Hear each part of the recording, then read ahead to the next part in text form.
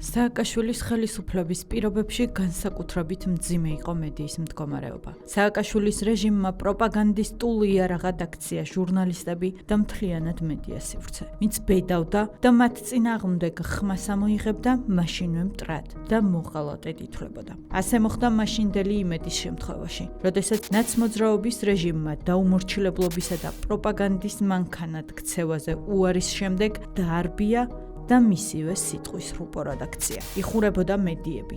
იდევნებოდნენ ჟურნალისტები და ამაში დიდი წვლილი მაშინდელი ხელისუფლების ყველა წარმომადგენელს მიუძღოდა. 2011 წლის 26 მაისის დარბეული აქციის გადაღებამ და მთელი მსოფლიოსთვის იმის ჩვენებამ, თუ როგორ უსწორდებოდა ხელისუფლებამ შვიდობიან მომიტინგეებს, ფოტოგრაფებს მძიმე რეალობა დაუყენა. მაშინ რეჟიმი სასტიკად გაუსწორდა თითოეულ მათგანს და ჯაშუშობის ბრალდებით ციხეში გამოკეტა. 26 მაისიდან თქვენ ხედავთ ფოტოებს. ამ ფოტოებმა გამოიწვია საერთოდ საკმაოდ დიდი რეზონანსი. იმიტომ რომ ეს არ იყო მიტინგის დაშლა, დარბევა და რამე, ეს იყო განადგურება საკუთარი ადამიანების.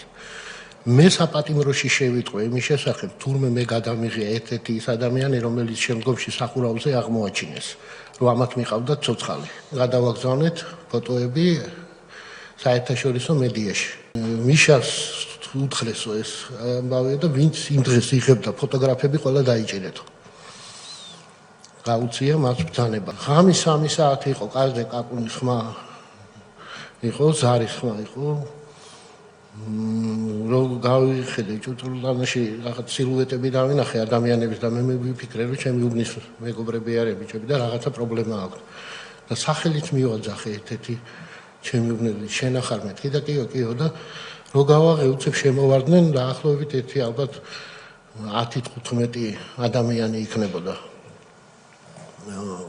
ოჯახის წევრებიც გაუგნებული დაჩენ რა ხდებაო ხომშიდობა თქვენო გადით ოთახიდანო მე წამიკითხეს ბრალდება რომ თქვენ ბრალი გედებათ ჯაშუშობაში შუაღამის გადაცილებული იყო რომ უკვე იმაზე კარებზე რკინის კარებზე აწყდა ბრახაბრუხი და ჩოჩქოლი იყო გარეთ და ჩაწოლილები ვიყავით უცებ შემოვიცი გავედი ვიკითხე მეთქი რა ხდება ვინახარ და მეზობლის ბინა გატყდაო გატეხესო და თქვენი დახმარება გჭირდებაო მეთქი ვისი ბინა და ვინა ხართ მეთქი და პოლიციიდან ვართო და მოიცა ერთი წამი მეთქი და ნუ მაისური გადავიცვი გაგიღებთ მეთქი ეხლავე კარებს აი გადავწიე თუ არა აი სახელური და ეგრევე მოაწმენ და შემოვარდნენ იქნებოდნენ დაახლოებით 10 კაცამდე ერთი იყო ვიდეო კამერით პატარა კამერა ეკავათ და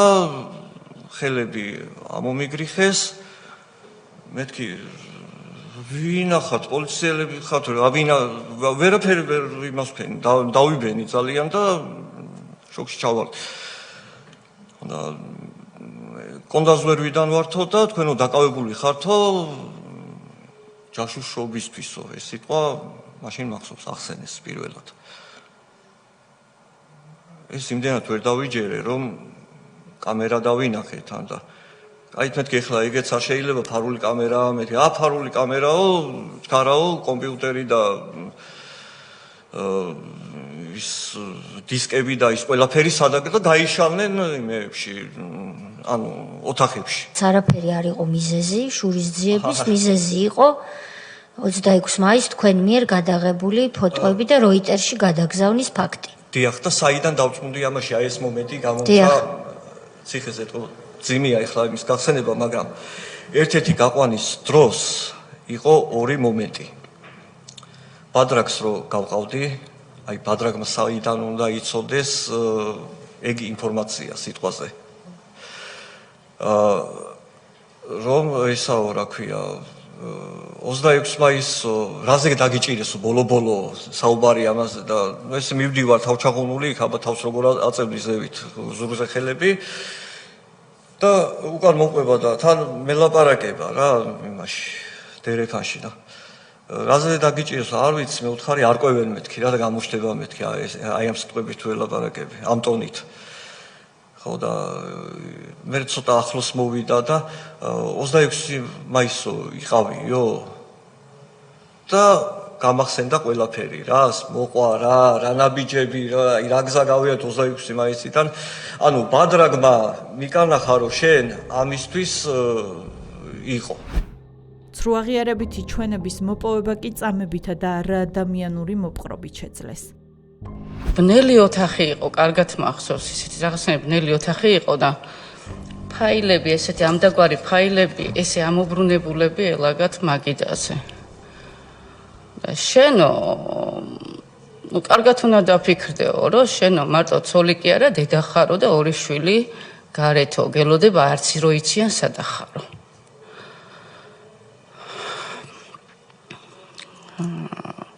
ამას მოყვა ის, რომ ეხლა თანმიმდევრობა ნამდვილად არ მახსოვს. შენ შვილები რომ მყავსო, ამ შვილებთანო, ალბათო ძალიან გენატრებაო, ჩახუტებო, ნუ მოკეთ საუბარი მიდიოდა იმაზე, როგორ მენატრებოდა შვილები და როგორი დედა და მეუღლე ვიყავი. შენო ბიჭიც ყავსო, გოგოც ყავსო. ეხლა აი ამის ქვეშო, ჩვენ რაცა გვაქვს და ბეჭდილიო ესო. შენო ამასო რომ ნახავო და შენი შვილები ნახავენო და არა მარტო შვილებიო.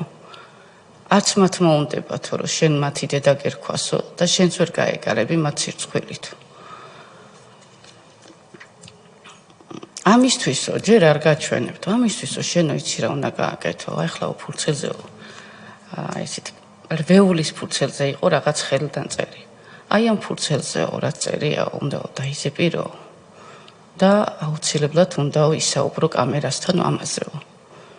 აი ამის შემდეგო ჩვენ შევთანხმდებითო ამის გზაკვალზეო და აბრუნებენ ამ ესე პრინტერზე ამობეჭდილ ფაილს.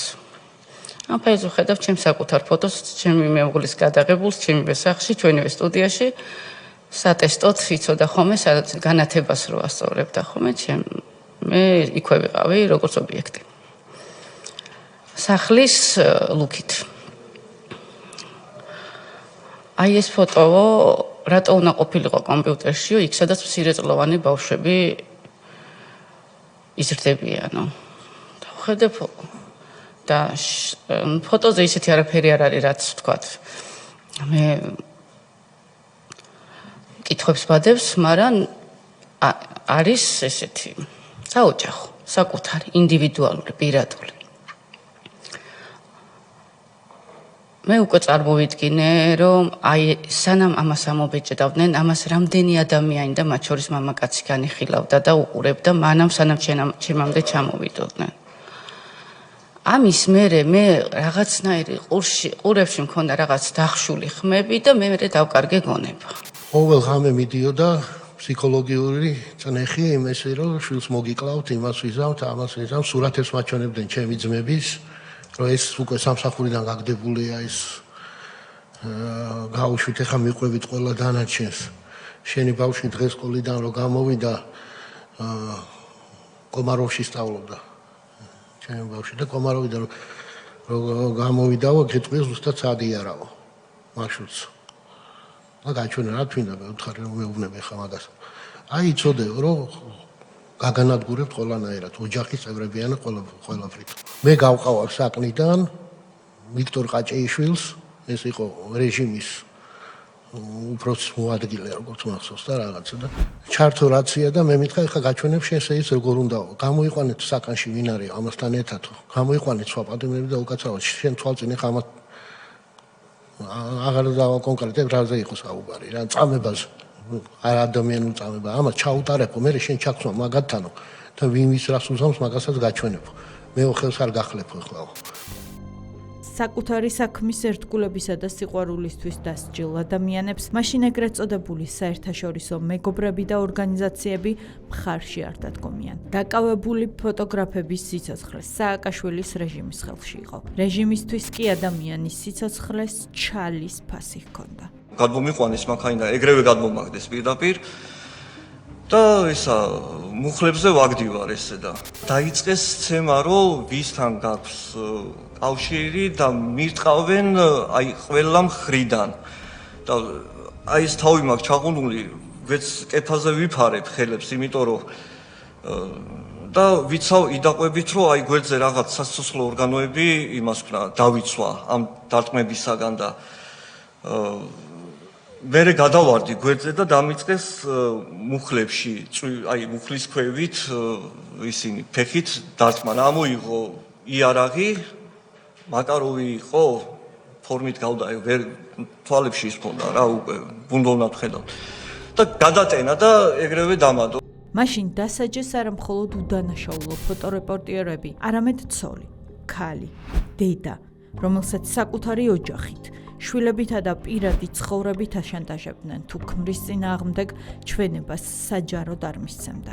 რაბარიგებონა დაუდოთ, ხა თუ ტელევიზორში გამოდა რაღაც შეიძლება ვერ 2 წელი მივცეთ, მე თუ კიდე რაღაცა შეიძლება 1 წელი მივცეთ. ვაფშე მომენტ თუ ყველაფერს უყვება, შეიძლება გარიგებას დაუდოთ. სორმა შეუწყდა. ვაშკი კაცი ხარ და ვაშკაცი როცა იყო რა. ხო. და მე ასეთი ქვარი არ მითაო შეცული გამოვიდეთ ციხიდან და. ხო. ისაო რა ქვია. მინდა რომ აქ თუნდაც ასევა 20 ჯექიო რა. ყველა შეხი გავდიო. ხო, საყვარელი. ო. აბა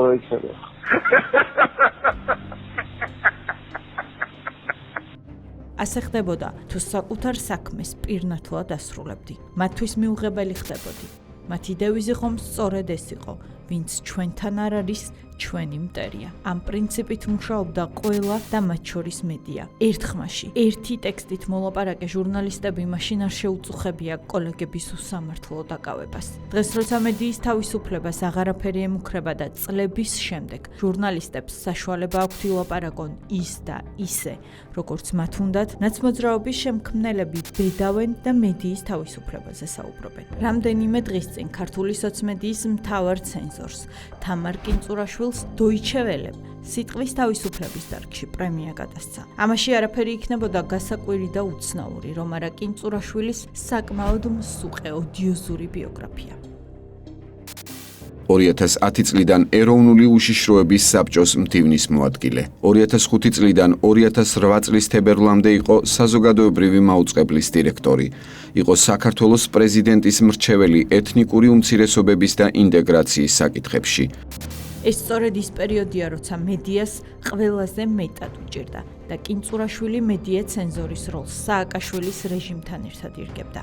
მარწუხებში მოქცეულ საზოგადოებრივ მაუწყებელს იმორჩილებდა და ერთ ხმაში ალაპარაკებდა იმას, რასაც რეჟიმი ითხოვდა. მაშინ არც Deutsche Welle-ს და არც სხვა რომელიმე საერთაშორისო ორგანიზაციას დაკავებული ფოტოგრაფების საქმეზე ხმა არ ამოუღია. არ გაუპროტესტებია და სიტყვის თავისუფლება არ დაუცავს. ხმა არ ამოუღიათ არც იმ ორგანიზაციებს, ვინც 1 წლის წინ ნიკა გვარამიას ჟურნალისტური მამაცობისთვის ჯილდო გადასცა. გვარამიას, რომელიც სააკაშვილის სისხლიანი რეჟიმის ერთ-ერთი მთავარი შემოქმედი და შემსრულებელი იყო. მაშინ როცა 2007 წელს იმედს არბევდნენ, გვარამია გენპროკურორის მოადგილის თანამდებობას იკავებდა. 2004-2007 წლებში საქართველოს მე-6 მოწვევის პარლამენტის წევრი, პარტიული სიით საარჩევნო ბლოკი ნაციონალური მოძრაობა დემოკრატები, იურიდიულ საკითხთა კომიტეტის, საგარეო ურთიერთობათა კომიტეტის წევრი, 2007-2008 წლებში საქართველოს გენერალური პროკურორის მოადგილე, საქართველოს იუსტიციის მინისტრი 2008 წელს, 2008-2009 წლებში საქართველოს განათლებისა და მეცნიერების მინისტრი. არც მაშინ და არც ახლა ფოტორეპორტიორების საქმეზე გვარამიას სიმამაცე არავის უნახავს. მეტიც, იმედის დარბევისა და დამორჩილების საქმეში მთავარი როლი სწორედ გვარამიას ეკავა.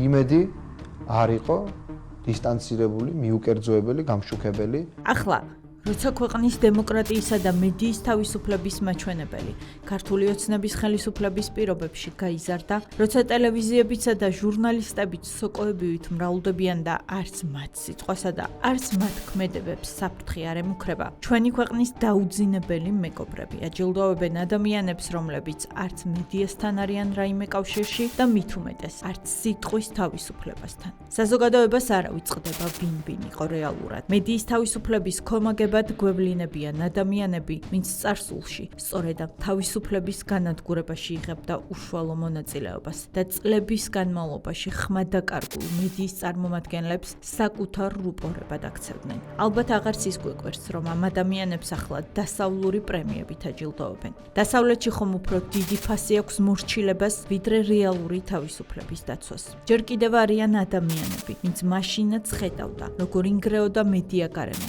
როგორ იმორჩილებდნენ ჟურნალისტებს, როგორ ემსხვერპლა უდანაშაულო რეპორტიორების სისტემის ინტერესებს. და როცა დღეს ეს ადამიანები ცდილობენ განადგურებული რეპუტაცია აღიდგინონ, ჯილდოს მათ ნაცვლად მედია ზონდერები იღებენ. მედიის თავისუფლებას ვერ დაიცავენ ისინი, ვინც ოდესღაც სიტყვის თავისუფლება თავად დაახშო. და თუ დღეს გვინდა, რომ რეალურად თავისუფალი მედია გქონდეს, უნდა გვესმოდეს. თავისუფლება იწყება წარსულის ობიექტური შეფასებით, პასუხისმგებლობების დაკისრებით და არა წარსულის წაშლილთა და დავიწყებით. დღეს როცა ქართული საზოგადოება სულ უფრო ხშირად საუბრობს სამართლიანობაზე, საჭირო ხდება დავუსვათ სწორი კითხვები იმ ადამიანებს, ვინც წარსულში არა დამცველები, არამედ მძარცველები იყვნენ სიტყვის თავისუფლების. როგორ შეიძლება თავისუფლებაზე საუბრობდეს თამარ კინძურაშვილი, როცა მისი ხელმძღვანელობის ქვეშ საზოგადოებრივი მაუწყებელი რეჟიმის პროპაგანდისტული იარაღად იყო ქცეული. როგორ შეიძლება ჟურნალისტური ეთიკის ლექციებს კითხულობდეს ადამიანი, ვინც ეთნიკურ უმცირესობასთან მუშაობის საბაბით სისტემური კონტროლის ნაწილი გახდა. ან როგორ შეიძლება დემოკრატიის სიმბოლოდ გვევლინებოდეს ნიკო კვარამია, რომელიც იმ რეჟიმის ერთ-ერთი ყველაზე გავლენიანი წარმომადგენელი იყო და რომლის გადაწყვეტილებებით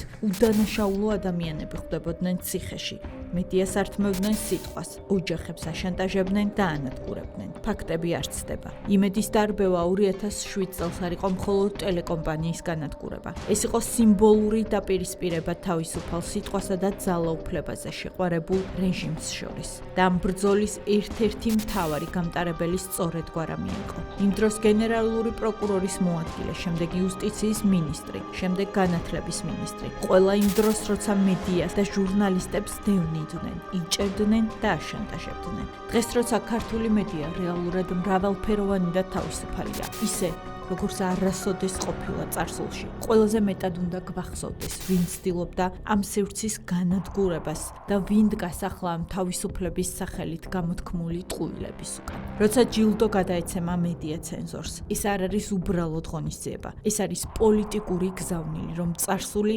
არავის ახსოვდეს და ყველაფერი შეიძლება გადაიწეროს. ცდილობენ გვაცხოვრონ მოდელირებულ რეალობაში. მაშინ როცა მედიის მთავარ მტერს მედია ჯილდოს აძლევენ, როცა სოციმედიის მთავარ ცენზორ კინძურაშვილს, რომელიც სააკაშვილის რეჟიმის დროს უშიშროების საბჭოს მდივნის მოადგილე იყო და ახლა მისთვის მიუღებელი პოსტებისა და პროფილების დარეპორტებასა და დაცენზორებაზეა გადასული, სიტყვის თავისუფლების დარგში აჯილდოებენ. გვეუბნებიან, რომ ზია ამაღლობელი ჟურნალისტური საქმიანობისთვის ისჯება. სინამდვილეში კი ფოტოგრაფები მათი რეჟიმის დროს მართლა საკუთარი პროფესიული მოვალეობისთვის დაისაჯნენ. ზია ამაღლობელი კი ახლა სისხლის სამართლის დანაშაულში ბრალდებულია და პოლიციელზე თავდასხმა ედება ბრალად. ეს იყო და არის მათი რეალური სახე და ხელწერა. მოდელირებული ქრონიკა, მოდელირებული რეალობა და ორმაგი სტანდარტი. მაგრამ ისტორია სარკეა და იმ სარკეში დღესაც ჩანს იმედის დარბევა, უდანაშაულო ფოტოგრაფების საქმე და განადგურებული მედიის ნარჩენები.